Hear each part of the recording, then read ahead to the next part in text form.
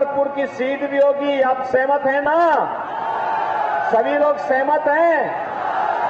बहनों और भाइयों, ये अचानक देश के अंदर ये उत्साह अचानक नहीं दिख रहा है। 10 वर्ष में मोदी जी ने बिना रुके, बिना डिगे, बिना थके देश की जो अहर्निश सेवा की है, आज उसका परिणाम हम सबके सामने है। अलग विषय है कि चुनाव आते हैं, चुनाव के दौरान विपक्षी दलों के लोग भी अपनी बात को रखेंगे, लेकिन बहनों और भाइयों, जनता जनार्दन के सामने पहले से तय है कि 2024 के लोकसभा चुनाव में हमें राष्ट्रहित में मोदी जी के समर्थन में फिर से खड़ा होना है। बहनों और भाइयों, कोई कंफ्यूजन नहीं, कोई संदेह नहीं, किसी प्रकार का कोई संदेह नहीं बचा है। हर व्यक्ति इस बात को मानता है कि मोदी जी ने देश को दुनिया में सम्मान दिलाया है, मोदी जी ने देश की सीमाओं को सुरक्षित किया है, मोदी जी ने देश के अंदर विकास के कार्यों को एक नई गति दी है, मोदी जी ने गरीब कल्याण के क्षेत्र में हर नागरिक के जीवन में परिवर्तन करने का काम किया है। लेकिन कांग्रेस के नेतृत्व में जो इंडी गठबंधन है, बहनों और भाइयों, ये इंडी गठबंधन अपनी नकारात्मक राजनीति के कारण लगातार अपनी विश्वसनीयता को खो रहा है। कांग्रेस हो या सपा, इन दोनों की नकारात्मक राजनीति है। ये लोग भारत के हितों की नहीं, इनको पाकिस्तान के हितों की चिंता होती है। इन्हें भारत के अंदर आतंकवाद और नक्सलवाद की समस्या का समाधान का चिंता नहीं, इनको तो आतंकवादियों पर दायर मुकदमों को वापस लेने की चिंता होती है। इनकी चिंता आपकी आस्था और भारत की विरासत के सम्मान का नहीं, इनकी चिंता तो थी कि जैसे भी हो अयोध्या में राम मंदिर का निर्माण नहीं होना चाहिए, ये कांग्रेस और समाजवादी पार्टी के लोग चाहते थे। बहनों और भाइयों, आज आप देख रहे होंगे किस प्रकार का माहौल पूरे देश के अंदर है। 2014 के पहले देश के अंदर विस्फोट होते थे, आतंकी विस्फोट होते थे, निर्दोष लोग और जवान हमारे शहीद होते थे। 2014 के बाद कहीं आतंकी विस्फोट सुना आपने? हो भी नहीं सकता, क्योंकि आतंकवाद की नाभि पर प्रहार मोदी जी के नेतृत्व में भारतीय जनता पार्टी की सरकार ने किया है। आज आतंकवाद नहीं, नक्सलवाद नहीं, बल्कि अगर कहीं जोर से पटाखा भी फट जाए ना, तो पाकिस्तान सबसे पहले सफाई देता है कि नहीं नहीं, मेरा हाथ नहीं है, क्योंकि पाकिस्तान को मालूम है कि अगर देर कर दी तो कहीं लेने के देने न पड़ जाए। ये नया भारत है, छेड़ता नहीं है, लेकिन कोई छेड़ता है तो इस नए भारत की इस ताकत का एहसास आज दुनिया कर रही है। और इसलिए बहनों और भाइयों, आज जब दुनिया के अंदर हमारा सम्मान बढ़ा है, सीमाएं सुरक्षित हुई हैं, विकास के नए नए कार्य हो रहे हैं, और कानपुर को तो क्या कहना, हाईवे भी, एक्सप्रेसवे से भी और मेट्रो की सुविधा के साथ साथ डिफेंस कॉरिडोर की सुविधा भी आपको यहां प्राप्त हुई है। नमामि गंगे के क्षेत्र में जो कार्य किया गया है, उसका लाभ कानपुर को सर्वाधिक प्राप्त हुआ है। अब हम भी कह सकते हैं कि हमारी विरासत की प्रतीक मां गंगा अविरल है, निर्मल है। कानपुर के सीसा मऊ में और जाजमऊ में गंगा की धारा को अविरल और निर्मल करने में भारतीय जनता पार्टी की सरकार ने सफलता प्राप्त की है। बहनों और भाइयों, आज IIT, IIM, AIIMS, triple IT, NIT और हर घर नल की जैसी योजनाएं भी देश के अंदर लागू हो रही हैं।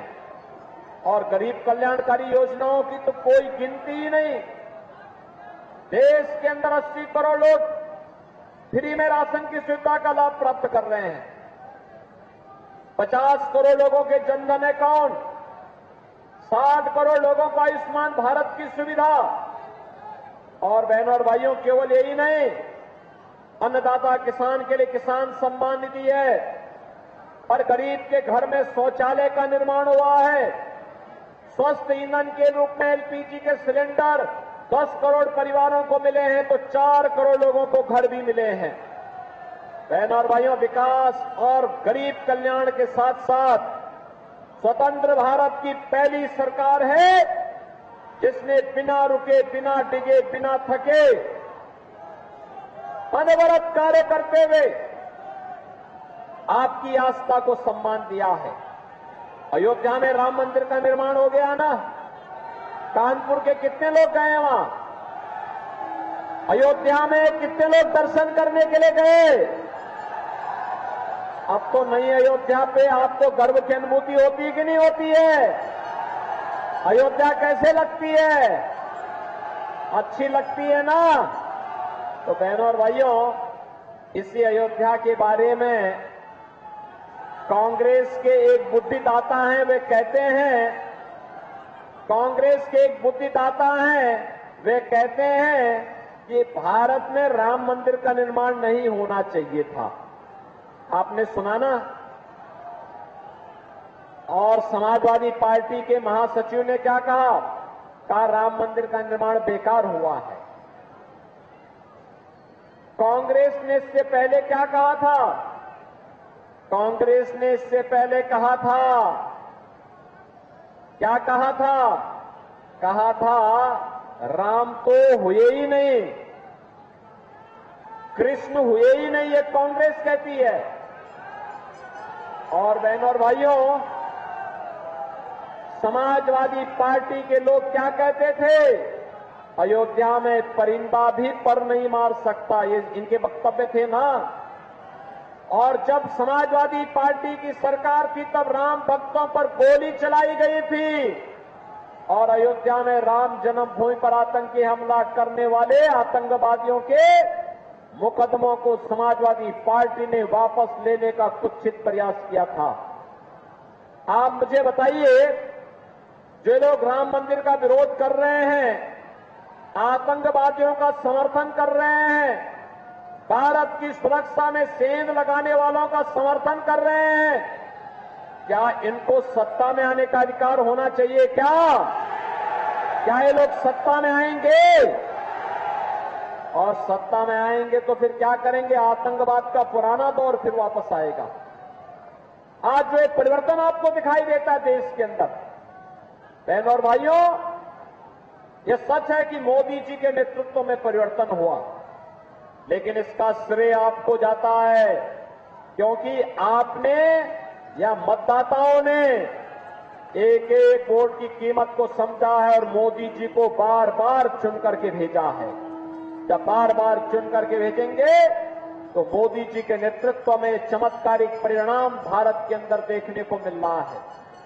चुनाव स्पष्ट रूप से दिखाई दे रहा है। एक तरफ राम भक्त हैं, एक तरफ रामद्रोही हैं। एक के लिए परिवार का हित महत्वपूर्ण है और दूसरे के लिए राष्ट्र का हित महत्वपूर्ण है। जो राम भक्त हैं उनके लिए राष्ट्र सर्वोपरि है, जो परिवार के भक्त हैं उनके लिए रामद्रोही परिवार के हित के लिए कार्य करना चाहते हैं। हम देश की सत्ता मोदी जी को इसलिए सौंपना चाहते हैं कि मोदी जी के नेतृत्व में हमारा भारत आत्मनिर्भर और विकसित भारत बनेगा। कांग्रेस और इंडी गठबंधन इसलिए सत्ता छीनना चाहती है जिससे वे अपने परिवार का हित कर सकें।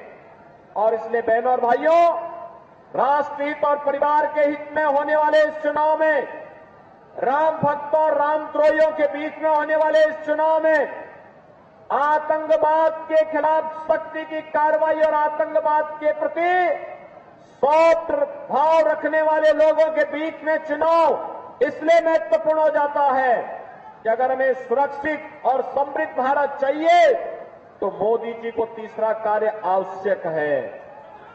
और इसीलिए बहनों और भाइयों, कानपुर की इन दोनों सीटों के लिए आपसे समर्थन मांगने के लिए आए हैं। हमारे दोनों प्रत्याशी यहां पर हैं, रमेश अवस्थी कानपुर से और भोले जी हैं आपके कानपुर देहात यानी अकबरपुर से।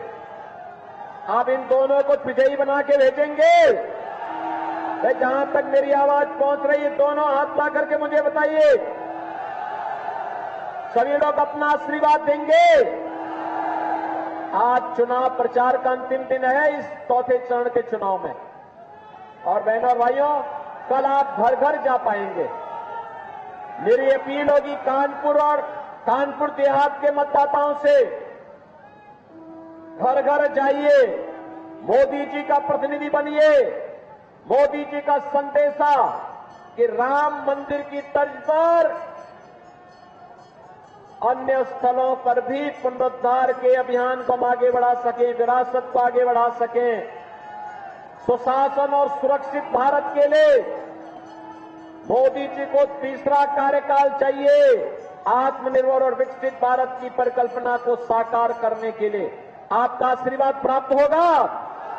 घर घर जाएंगे, कमल खिलाएंगे, चुनाव के दिन पहले मतदान फिर जलपान के अभियान को आगे बढ़ाएंगे। बहनों और भाइयों, एक तो ये काम करना है, दूसरा कांग्रेस और समाजवादी पार्टी जो गलत फहमी और गलत यानी अफवाह फैला रही है कि भाजपा आएगी तो संविधान बदलेगी, उनसे पूछना, भारतीय जनता पार्टी मोदी जी के नेतृत्व में 10 वर्ष से शासन कर रही है।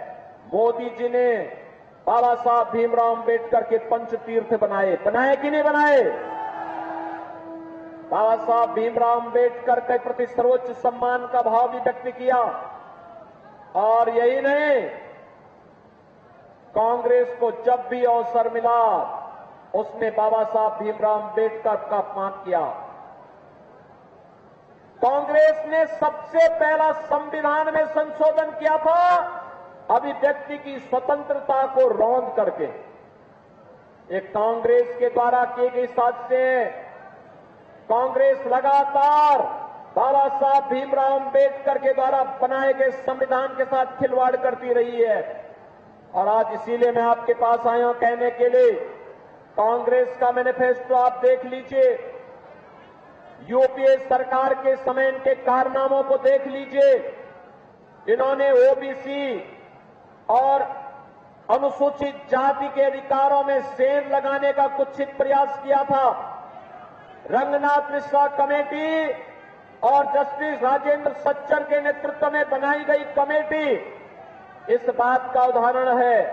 बहनों और भाइयों, कांग्रेस को और उनके गठबंधन को फिर से सत्ता में आने का कोई अधिकार नहीं होना चाहिए, क्योंकि ये देश का अहित करेंगे। और इसीलिए मेरी आप सबसे अपील है कि भारतीय जनता पार्टी के प्रत्याशियों को कमल चुनाव चिन्ह पर भारी बहुमत से विजयी बना के भेजना है। बना के भेजेंगे ना? तो बहनों और भाइयों, फिर अब रमेश अवस्थी कानपुर से और अकबरपुर से देवेंद्र भोले जी हमारे प्रत्याशी के रूप में आपके बीच में कमल खिलाने का काम करेंगे और अगले 2 दिन का उपयोग करेंगे। तो फिर मेरे साथ बोलेंगे, भारत माता की, भारत माता की, भारत माता की।